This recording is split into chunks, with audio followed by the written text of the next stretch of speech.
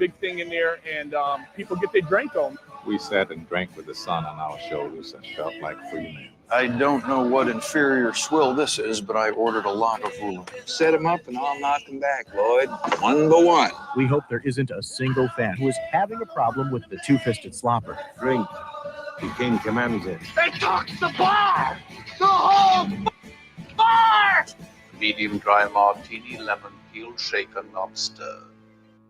It's 5:02 and the Goodland Happy Hour has arrived. Welcome in. We're happy you're hanging out with us, Drew and KB, at our little virtual cocktail lounge, the Central Standard Distillery Timeout Sports Lounge. I'm Drew. That guy's KB. What is going on, brother man? Well, first of all, thecentralstandard.com is where you can learn about the delicious spirits crafted together by Evan and Pat and the artisans down at the Central Standard Craft Distillery. And you can also check out the Craft House and Kitchen in Milwaukee. If you're looking for someplace to go that has delicious food and tasty cocktails, that is your spot. thecentralstandard.com is the website. Before we move on and before I forget, Hunter says I'm contractually obligated to inform people that the nationwide keyword to put a grand in your hand this hour is check. Check. You have until 55 minutes past the hour to go to 973thegame.com or 1070thegame.com and enter the word check and hope you win $1,000. With $1,000, you can buy a whole ton of Pep's Draft House pizzas. You can. No doubt. The only pizza we serve here in the Timeout Sports Lounge. Big toppings, bigger taste, immense. Yes, and if you don't know what you're having for Valentine's Day dinner, have a Pep's Draft House pizza, throw it in the oven, and it might even last you till tomorrow through lunch. It'll be more meat your baby will get that night. Wait a minute. Oh, hang on a second. All right, so PepsDraftHouse.com, H-A-U-S, House. Draft House. We have a very special guest on the Timeout Sports Lounge, KB. I'm just thrilled to do this because to have him come in. He's been a dear friend for 20-some years. Drew, you've known him for just as long. One of the, and I mean this respectfully, Greg, one of the scariest guitar players I've ever seen in my entire life. He's the kind of guy that you watch him play guitar and you don't know if you should go home and practice or quit.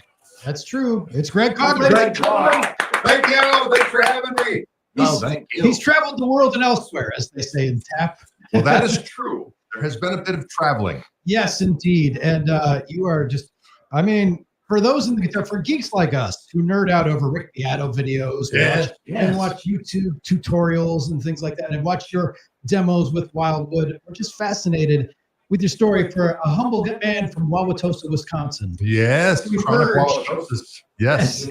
As an international guitar hero, how did one make that journey? Give us the elevator story of the Greg Koch journey from Milan to Minsk. Well, I'll tell you what, it was probably, I went to Stevens Point for music. Podcast up there. We got listeners up there. Beautiful Stevens Point. Yes.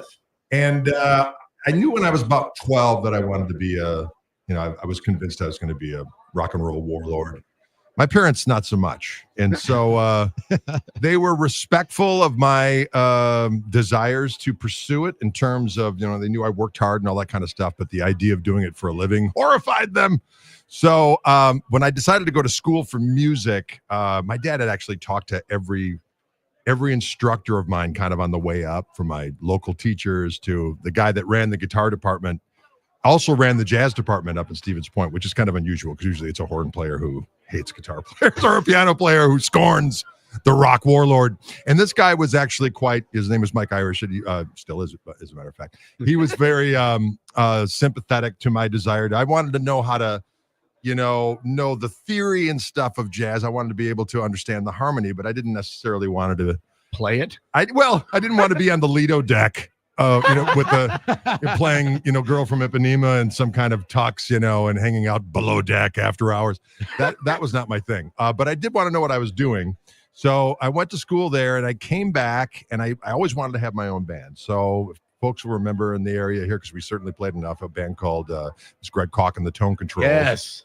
And that's going back 30 some years now. And we put out records. We were trying like hell to break out of here. And we would do various different showcases. And it just was very, very difficult. And kind of the thing that catapulted me to more of a national and then international kind of notoriety, if you will, was when Fender Guitars kind of came calling. And the guy was, for a brief time in the early 90s, I was working at Casio Music.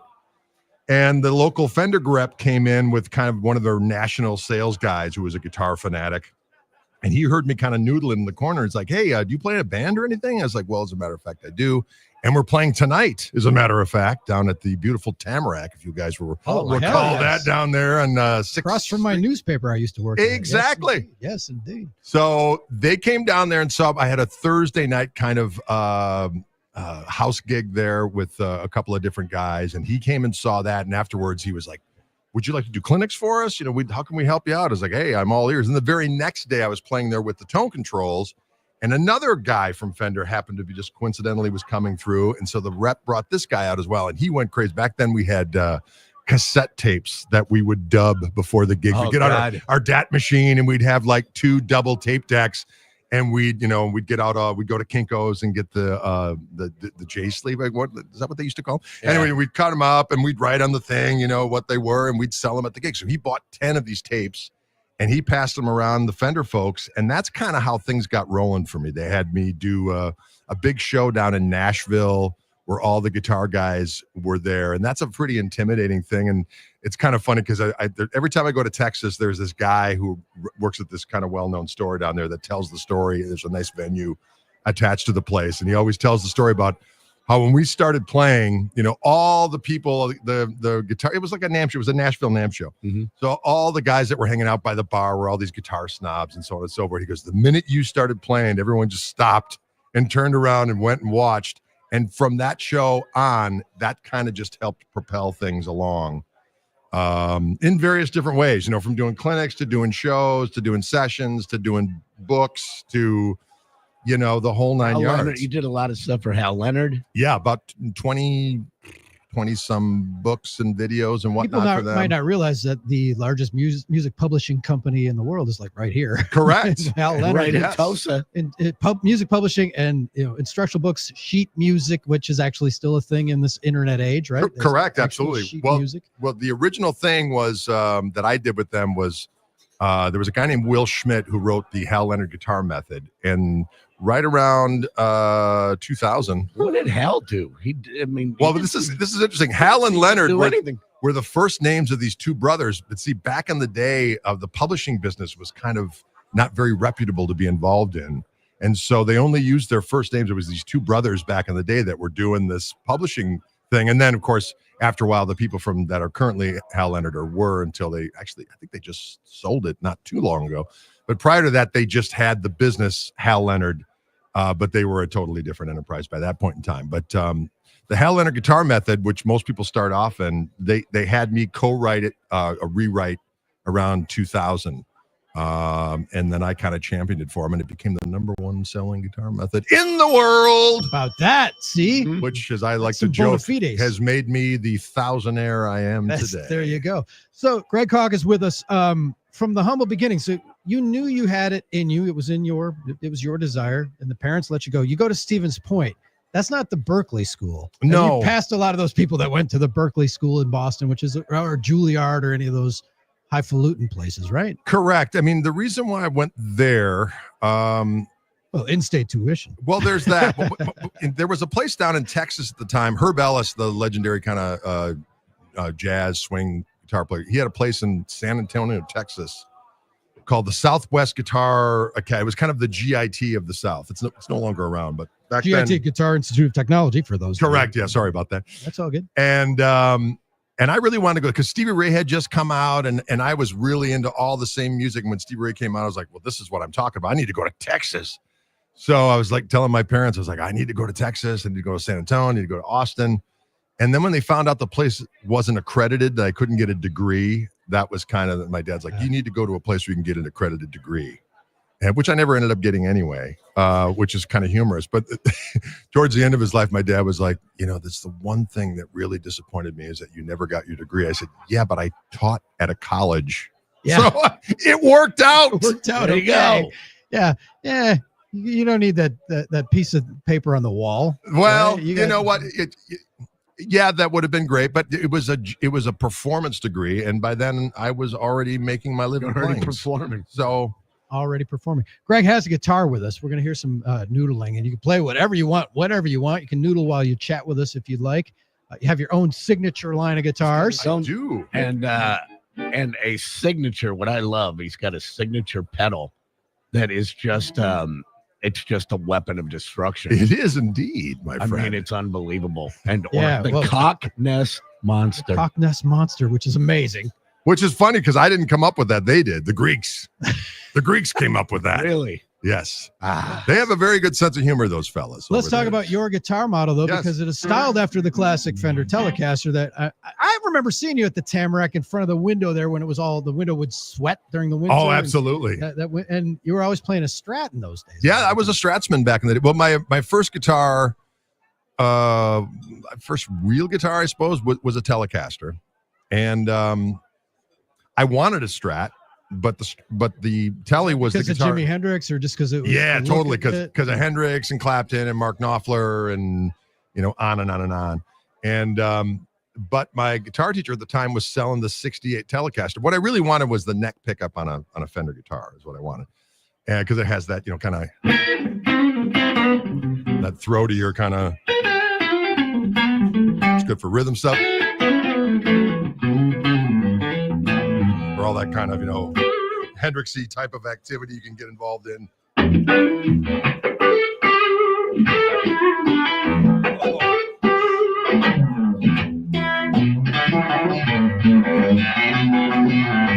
then James Bond chord. Wait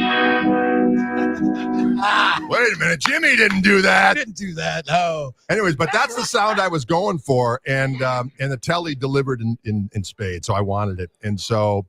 My dad helped me out with halvesies because I had a Sentinel route back in the day, so I saved up my crumbs to get a guitar. Here's a really geeky question. When you got that first Telly, did you reverse wind the neck pickup? I did not. I didn't do any of that. I didn't know any of this stuff. I had mine, and I took it to Jimmy E and Ellie to have them set it up. He goes, "You want me to reverse rewind that pickup?" And I went, "Yeah, okay. I mean, you're better than I am, sure." Well, back then, I didn't have. I had some older brothers of friends that were guitar guys, but they weren't like the deep dive guitar geeks that knew all the secret handshake stuff.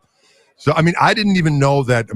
I didn't even know that you were supposed to change your strings. I thought it was one of those things where, well, when you break one, you change it. And so when I finally got to the point where I changed my string, it's like, this guitar sounds awful. Because, after you play it for such a long time, the strings get dead. And that's the way I liked it. And when I put new strings on, this is all bright and horrible sounding. And I realized, oh, that's the way it's supposed to sound. That's hilarious because the guys that came up that you were influenced by used to have one set of strings for a tour. And if they broke one, they'd be screwed, or they'd boil them and clean them and clean them back on. Exactly. Yeah. Well, one of my favorite stories, because I'm all about the guitar lore, as we all are if you're a guitar geek. And I'm a huge Hendrix fanatic. So years ago, I got to be pals with Ed King from Leonard Skinner, right? And it was all because I did a Hal Leonard Skinner video, and he reached out. I was like, "Hey, good job. You got this part wrong, but good job." It's like, "Thanks, Ed." So then we became buddies, and then he got a Gristle King pedal from me, and he loved it. He swore about it. He loved it. So I was down in Nashville, and he's like, "Let's go out and get something to eat." So we're eating, and he just started telling stories, which were awesome, because prior to being in Leonard Skinner, he was in Strawberry Alarm Clock.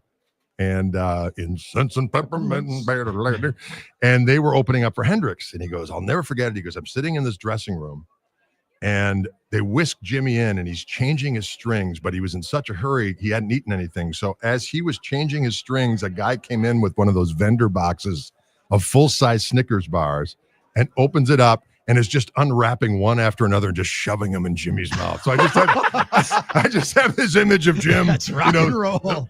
restringing his guitar, and just devouring Snickers bars, which, if we're honest, is the greatest of all the candy bars. That's hilarious because Top 5 all time worldwide. Yes. I had occasion to be in the presence of Rick Nielsen, Rockford's own, and he said, "I haven't changed a string in 35 years." Yes. You get to a point then got a guy where you don't have to do it anymore. You got a guy, no doubt about it. You don't have to do that stuff anymore. You lose touch with that. Probably hasn't anybody shove a Snickers in his mouth for a while either. Although some people, it's interesting. Some people want to do it themselves just because it's their thing. Yeah. I'm still changing my own strings. And you came in here carrying gear too. KB avoids playing anything in the winter because he doesn't want to take his gear out in the snow. I don't want to lift anything at 2 a.m. Well, you know what? That's the only exercise I get, right? Other than walking is, lifting gear and taking amps and guitars. lifting merch Oh, yeah, you become merch salesman. I'm a merchman. I That's can't right. tell you how many gigs that I played where I took all the money I was going to make and paid it to a guy to carry me stuff. But you looked cool. Yeah. Greg Koch is hanging out with us, Central Standard Distillery Timeout Sports Lounge. You got the axe. Play something else for us. Yeah, we're give us- going to all right, nerd out. something. Whatever you feel like. Let's see what we got here.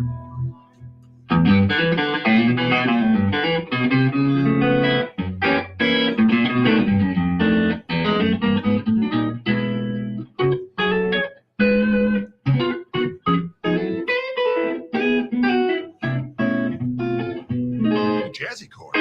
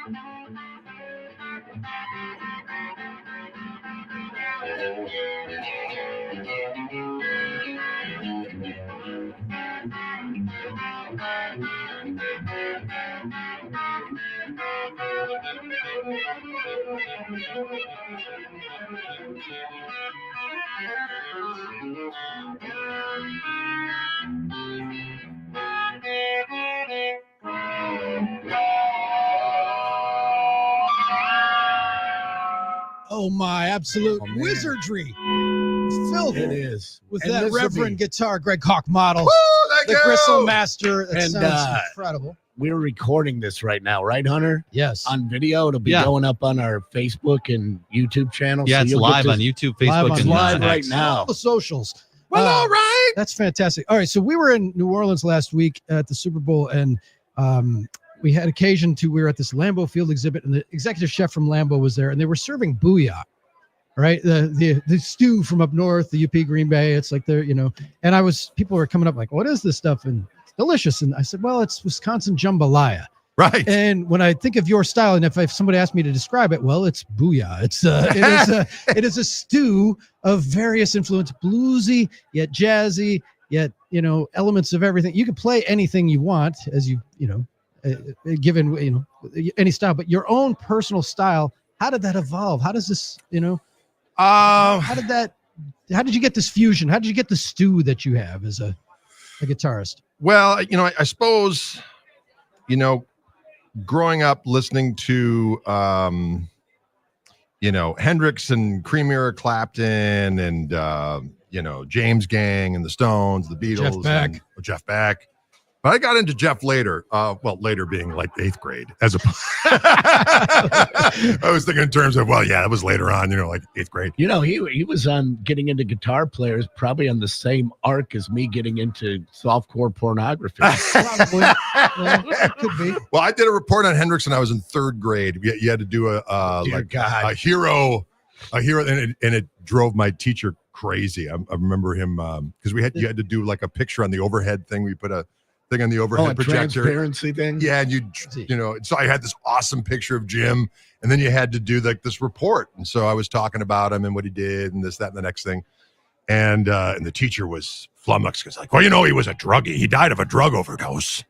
And I was like, well, technically he died of the same thing as Marilyn Monroe. I mean, it was barbiturate intoxication. I mean, it wasn't like he was a heroin addict. It wasn't like he was on needles. I mean, sure, did he like some acid and a little bit of blow and some weed? Of course, every now and then, I'm like in third grade. But and it's not like he hung out with the Kennedys. Exactly. Yes. He's not hanging out with in the 27 club like the rest of them, right? Exactly. It was an accidental thing. It wasn't doing anything that all those other gateway. crazy. But then you started, as you mentioned, you got into composition and the theory and the jazz part of it, and Right. Les Well, Paul, who hails from Waukesha and is famous in guitar circles as well. Yeah. From here, I mean, when did you discover him and that ilk? And well, all of that stuff happened because I was pretty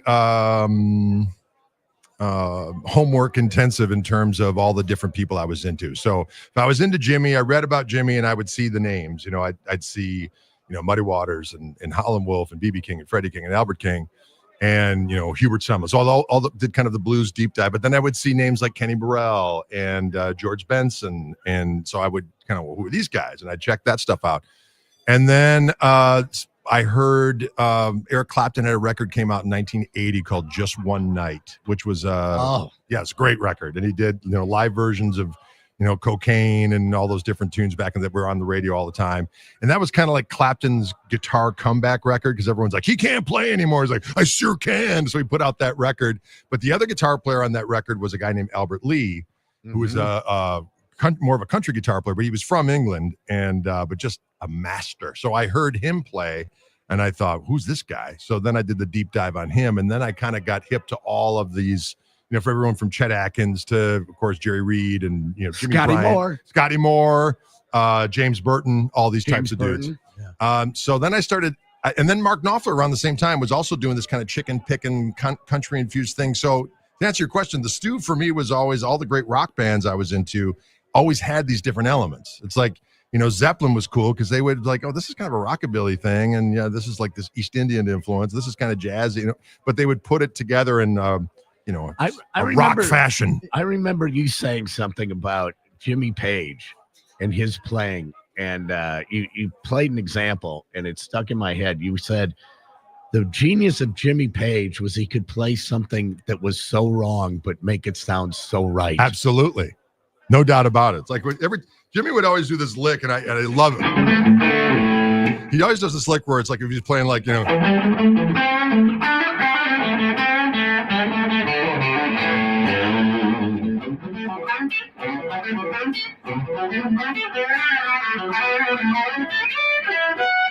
that thing right there, he does that all the time.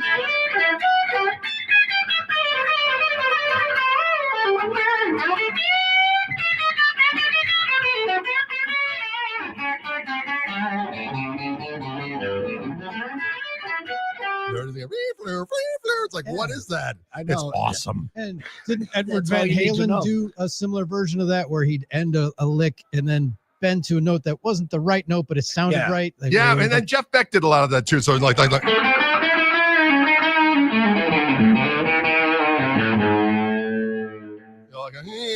and that all that microtonal stuff, that's where the secret sauce is. That's where it is. And all those guys have it. Yes. It's in your DNA. Yeah, and they get it from various different things. Like Albert King, he was kind of the king of the big bends. I'd be like,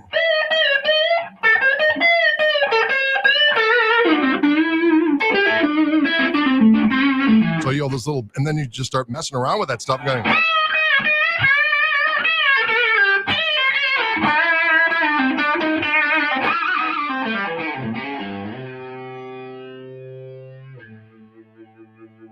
All that kind of stuff. All those little bends are That's what where the juiciness is. That's where the succulence is. Succulence. And that's how Gristle was born. All right, we got to take a quick break. When we come back, I want to hear a story about the tone controls and your residency, the Brett Favre show. The That Brett was Favre Steakhouse for a lot of show. us, for folks who didn't file into the Tamarack, they could see you on TV regularly on the So- Brett Favre TV show And the first question, how drunk was he? from the old Park Avenue, which was the Mad Hatter Park Avenue, and then Brett Favre Steakhouse. Greg Koch is hanging out with us in the studio. We're talking music today because that's what we like to do on Fridays on the Drew and KB program in the Central Standard Distillery Timeout Sports Lounge. You got Drew and KB statewide on the game. Preset. Save. We're already a preset in your car, I assume. Preset number 1, never a doubt. And we've brought it to the iHeartRadio app. Simply click the button labeled Preset. Our station gets anchored to the top of your app. 97.3 The Game. Added. Now, here's traffic from Tri-City National Bank, your hometown bank. Call the Tri-City Total Traffic Tip Line at 414-944-5111. That's lousy right now on 4145 southbound because of a crash taking out 2 left lanes at Capitol. You got delays almost all the way back to Appleton. You're taking 40 minutes from Good Hope down to the Zoo interchange. Northbound takes about 12 minutes. I'm Kevin Henry. That's your latest total traffic. This report is sponsored by the Wisconsin Fishing Expo. Let's fish. Over 350 booths, over 20 seminars, and a dozen boat dealers at the Wisconsin Fishing Expo, February 21st to the 23rd at the Alliant Energy Center, Madison. Deals from fishing brands and vendors not found in stores. Amazing kids activities. WIFishingExpo.com. Hey, Badger fans, time is running out to catch Wisconsin men's basketball at the Kohl Center this season. Don't miss your chance to see John Blackwell, John Tonje, and the rest of the Badgers as they battle Big Ten opponents on their home court. Be part of the action and secure your seats today at uwbadgers.com or call 1-800-GO-BADGERS. That's uwbadgers.com or 1-800-GO-BADGERS. Hey, Badger fans, time is running out to catch Wisconsin men's basketball at the Kohl Center this season. Don't miss your chance to see John Blackwell, John Tonje, and the rest of the Badgers as they battle Big Ten opponents on their home court. Be part of the action and secure your seats today at uwbadgers.com or call 1-800-GO-BADGERS. That's uwbadgers.com or 1-800-GO-BADGERS. Josh from Infinity here. The roofing and exterior modeling industry is notorious for painful, surprise hidden costs. MJ here. We built Infinity with integrity, installing roof, siding, windows, and peace of mind. Infinity's custom app eliminates costly, unpleasant roofing and exterior modeling upcharges, showing in absolute transparency every detail of your project. We pay less, you pay less. Infinity provides multiple budget options, including financing immediately. Warranted, guaranteed quality, installing peace of mind. InfinityRoofing.com. Warshawski's Victor Harding, Best Lawyers Product Liability Attorney of the Year, achieves maximum compensation. Best Lawyers Complex Litigation Lawyer of the Year, Warshawski's Frank Cravello achieves maximum injury compensation. Injured? It is about the money. Warshawski.com. No two people learn the exact same way. So how did Babbel become the award-winning language learning app? We thought of you, all of you. Take Sierra. As a visual learner, she uses Babbel's wordplay videos. Today I'll share a quick lesson on shopping French. Merci beaucoup. Keith is a be in the room with real people kind of learner. So he loves the live online classes with our language experts. Okay, class. Vos está pronto. Estamos prontos. However you learn, Babbel makes it easy. Try Babbel for free at Babbel.com. Babbel.com. I had the worst dream last night. You were in a car crash and the kids and I were on our own. We had to move out of the house because I couldn't afford it anymore. It's awful, huh? My brother was saying he got life insurance from Ethos. With Ethos, it only took 10 minutes, and he got $2 million in coverage for around $2 a day. It's all online. No medical exam. He just answered a few health questions right from his house. Ethos, here we come. Visit getethos.com. That's getethos.com. Sample rate is a 10-year term life policy for 35-year-old healthy, non-smoking male. Billed monthly. In a world where every second counts, Bird flu is spreading nationwide, driving up egg prices. iHeartRadio has one podcast that keeps you informed. 24/7 News, the latest. Today's latest news every hour in just 4 minutes. Rex Heuermann's case is being adjourned again. Be the first to know. President Trump has sent a loud and clear message. iHeartRadio's 24/7 News, the latest. Open the free iHeart app and listen now. We call it Wagertainment. All right, place your bets. VSiN, every night at 6. Presented by Potawatomi Sportsbook. Bet above the rest on Fox Sports 920. iHeartRadio is the easy-to-use app for music and radio. Download the free iHeartRadio app today. The new episode of the Larrabee and LePay podcast is available to listen to right now. Wayne and Matt's guest is Rick Goslin, longtime writer covering the NFL. Remember, every episode of the Larrabee and LePay podcast is available anytime on the iHeartRadio app, Apple Podcasts, or wherever you listen to podcasts. Presented by UW Credit Union. Here for every you. The off-season starts now. Certainly we're young from a number perspective, but from an experience perspective, I don't think we're young at all. And I think that's an excuse that we just won't have any use for. From free agency, the NFL draft, and more, count on the Packers flagship for the latest. 97.3 The Game.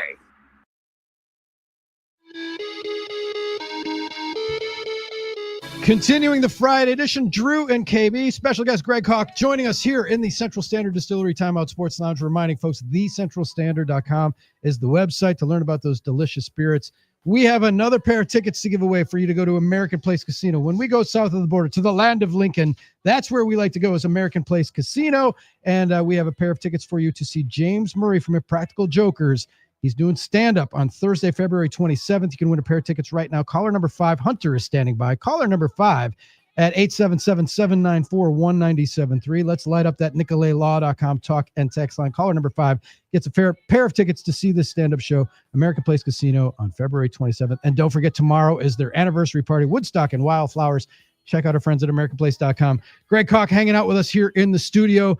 I want to know, because one of the fascinating things about your career, it's down there in the biography, is that you had a residency and were the official band of the Brett Favre show. That is correct. During the heyday when Brett Favre was like a Beatle at that point. Like everywhere the guy went was a party and a crowd, and it was unbelievable. And here you had to set up gear and play music in and out of the TV show that he did on Water Street. Well, and prior to that, we were friendly with Jeff Favre, and Jeff was a fan of the band, and that's when he owned the Broke Spoke, which was a recreation of their establishment down in that was in Muskego. Exactly. They tried to recreate the bayou, if the rotten you will, bayou on Little Muskego Lake. And they hooked us up with this guy named Dennis DeVilbiss, which was their buddy from back in Mississippi, who was a singer guy. And so we were going to play this gig, the grand opening of the Broke Spoke, with this Dennis DeVilbiss guy. And Dennis and I got along great.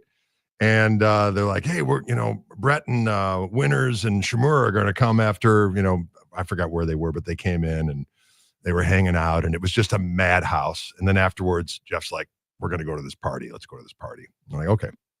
So I'm driving Jeff there, and Brett's on the back of this motorcycle. I'm here's the MVP of the NFL. And I'm looking, he's exactly. And they're just, they're a memory. They're so far ahead of me. I'm going 90 miles an hour, and they're just gone. And I was like, oh, interesting. And then we hung out at this party. I just remember at one point playing, because, Brett was a big Allman Brothers guy, right? So at some point, he's like, I want to sing Midnight Rider. So I remember playing, it was Melissa. Oh, Jesus. That's even worse. I just remember sitting there going, he's got his hands on my shoulder, and he's very inebriated, and he's kind of nodding out every now and again, and he would just go, Crossroads. And then I would just keep going until it was time to say Crossroads again. And then all of a sudden, at first I'm like, wow, this Brett Favre was on my shoulders singing Allman Brothers. And then as my shoulders got sweatier and became more and more uncomfortable and weird, I'm like, this guy needs to get off of me now. And then at some point, I don't know how it happened, but I broke a string, and he watched me change that string as if I was conducting witchcraft. And so that was humor. So then from there on in, somehow through, I think it was for my buddy, there was a guy at Channel 12 that was a fan of the band. Gary Seymour was his name, and he was a fan of the band. And he reached out and said, hey, we're going to do this thing where it's you'll be kind of like the Paul Schaefer and be on the stage, and, you'll interact with the guys. And I'm like, okay. So we ended up doing it. And it was pretty interesting. At some point they would say things to me, and they want me to interact. And so I would say something crazy, and then Brett would be like, I have no idea what he just said. So then that segment ended. Too many 3-syllable words. Well, there was that, but the best of all is when we got hired by the family to go out and play in San Diego for this party. For the Super Bowl. And it was a party it was debacular. It was just, oh my Lord. That's a story in and of itself. Ooh. See, that's a good brush with greatness. But that at the time, it was such a, phenomenon. Those guys couldn't go anywhere. Anytime they went to a bar, Brett ended up behind the bar just as a Yes. safety security measure, just to, mix drinks. They were definitely, as you said, they were like the Beatles. It was the circus. I remember you couldn't do it one night, and they got our band to do it and fill in. Yeah. One night we were doing that. It was the weirdest thing ever. Well, then after we did it the first year, and then the second year, it was kind of a rotating roster, I think. Yeah. And I just remember at one point towards the end of that first season when they were going back to the Super Bowl and they'd be like, lights, camera, action. And the crowd would start going, Super Bowl, soap. They'd be chanting. I was like, never heard it quite pronounced like that. But Cheeser accent. Super Bowl. Why don't you Super Bowl. Why don't you transport us right now to Lambeau Field?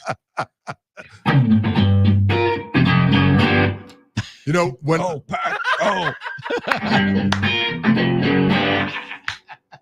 So I'll try to do an abbreviated story of this party that we played at in San Diego. So they hired out this auditorium. I mean, it was probably, I don't know, a 3,000 seater or something like that.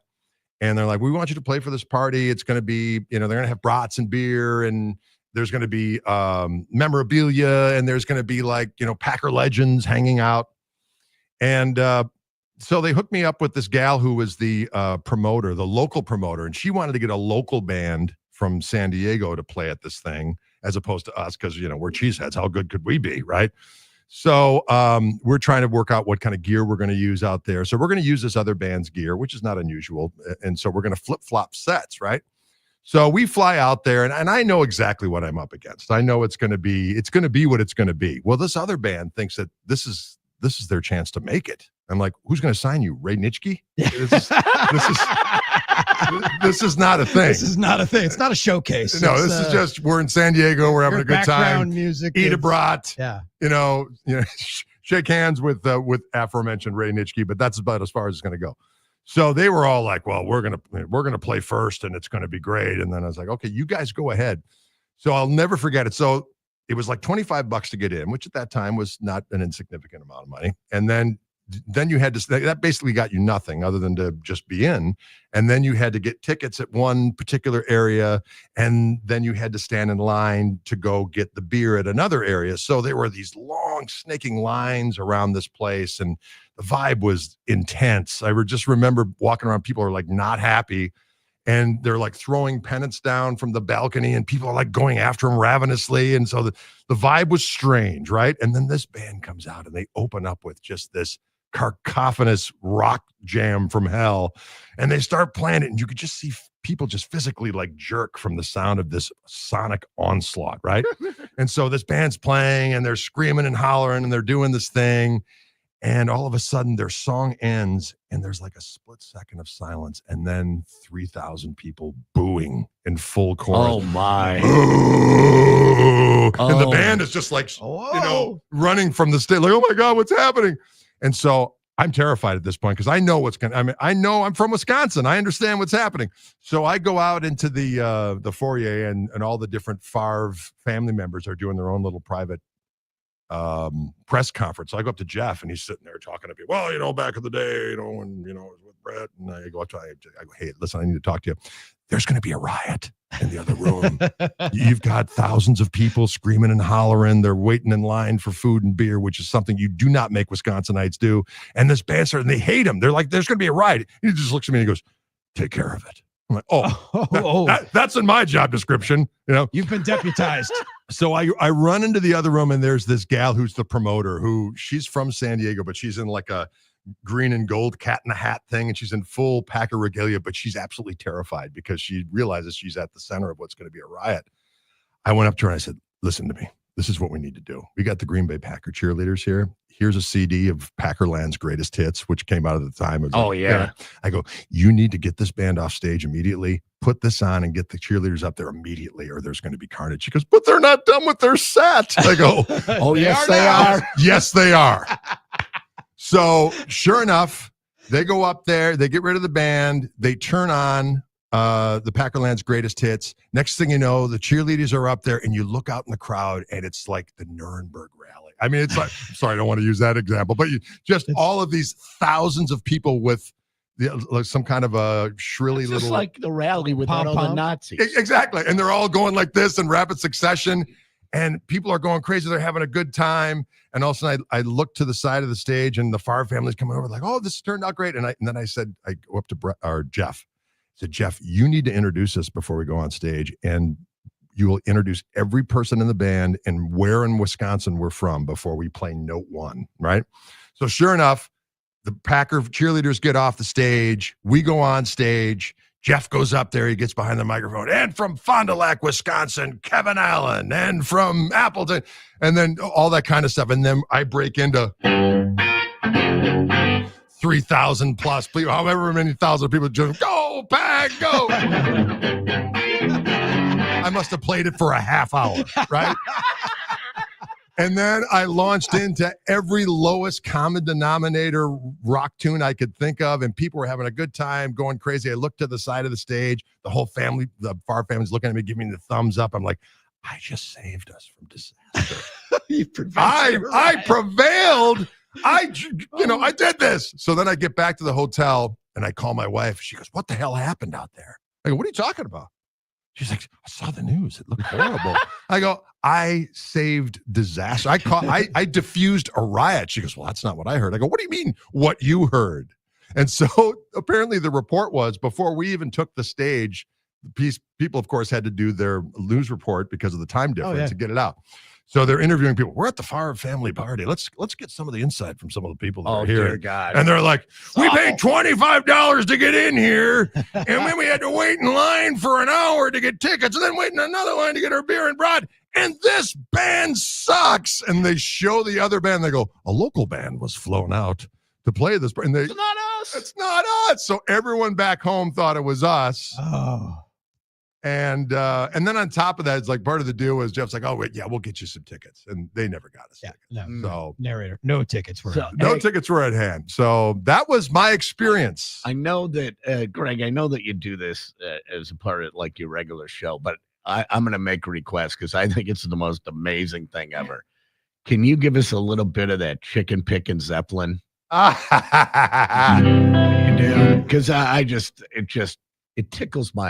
it tickles the bottom of my feet. Well, I kind of do this little medley, if I can remember all of it. I do this thing where I usually before I go into Spank It, which is my little country onslaught thing, I usually do this thing where I go.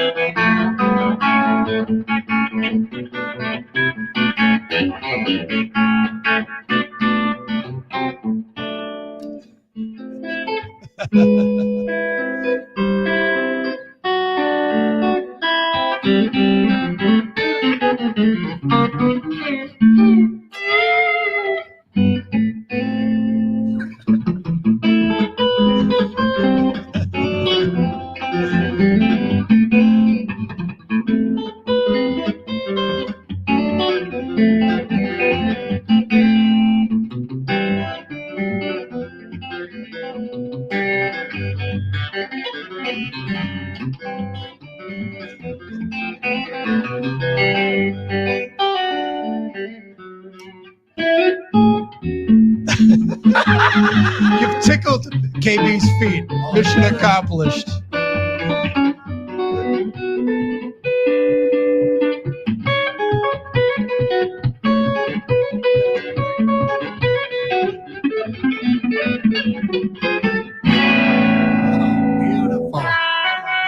His fingers never left his hands, ladies and gentlemen. We've got to take a quick break. Drew and KB statewide in the game with Greg Koch. Hey, this is Lincoln Kennedy. Here's what's trending on the iHeart Sports Network. Presented by Mercedes-Benz. Buck star Damian Lillard is in San Francisco for NBA All-Star Weekend. He'll play in Sunday's All-Star Mini Tournament. College basketball tonight, Milwaukee hosts Wright State. Number 15, Wisconsin in action tomorrow, visiting 7th-ranked Purdue.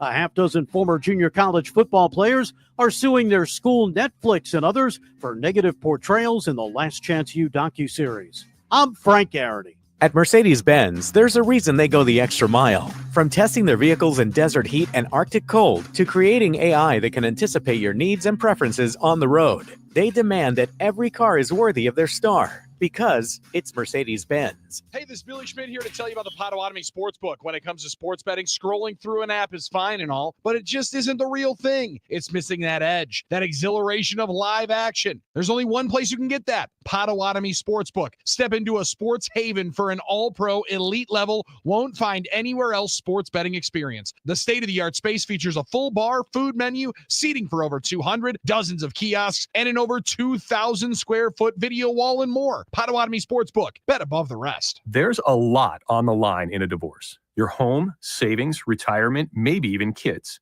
So when you find yourself facing divorce and the unexpected directions it can take, you really need a partner you can count on. I'm Rick Julius, a partner at Cordell & Cordell. We're committed to helping protect your personal interests and the life you've built. Don't let divorce take more than it has to. Talk to us today. Schedule an appointment with one of Cordell & Cordell's Milwaukee attorneys. 111 East Kilbourne Avenue, Suite 1650, Milwaukee, Wisconsin, 53202. This is where legends begin. Saturday on the CW, a new season of the NASCAR Xfinity Series kicks off live from the iconic Daytona Superspeedway. Let's go win a championship! See reigning champ Justin Allgaier try to stop Austin Hill from taking home his 4th straight Daytona victory. I think that we could get the job done this year. Let's go! The NASCAR Xfinity Series, Saturday, live from Daytona, only on the CW. New season begins Saturday at 3 from Daytona on CW18. Brian Butch here. Basketball is my first love, but guess what I love second most? Golf. So let's get you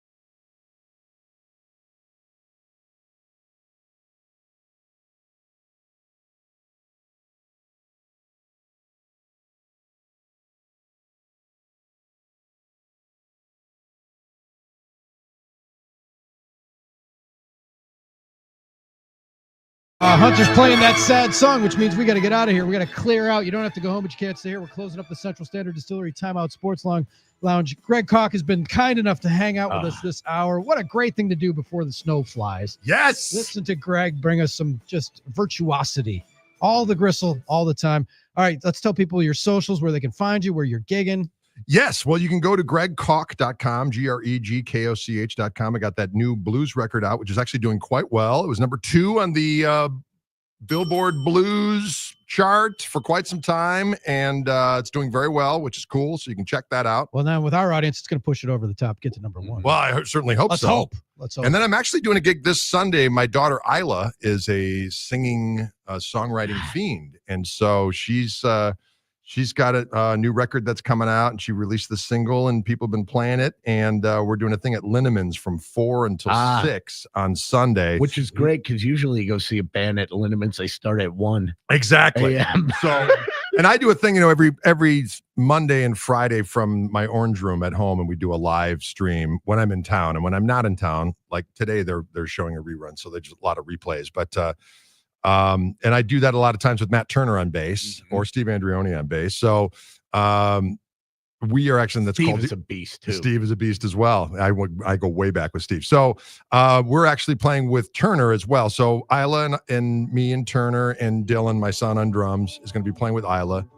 And then after that, we're going to play a little set with the trio and do what we do in the Orange Room. So that's 4 to 6. And then next Wednesday, if you're at the Riverside, I'll be sitting in with Joe Bonamassa. Oh boy. And then that's going to melt some faces. I think that should be good. It should. Check out where we're playing on the old website, and you can see where all the... It's getting to be summer and music season. Koch Marshall Trio going to be out and about. Yes, absolutely. Touring the world and elsewhere. Well, thank you, my friend, for coming in and hanging out Thanks with us. for having me. Thank Appreciate you. it. It's always a blast. Pleasure. The Brett Favre story alone was classic. Worth that might be the best story of that Super Bowl run, because they didn't win the game, and that might be the best thing that happened. That was unbelievable. Beauty. All right. Best of luck. Coming up on Monday, we'll recap the weekend, game balls and kicks to the balls, all that usual stuff. Indeed. And hopefully we'll be all shoveled out by then. NBA All-Star Game, Saturday Night Live, 50th, all that stuff. Have a great weekend, folks. Make good choices.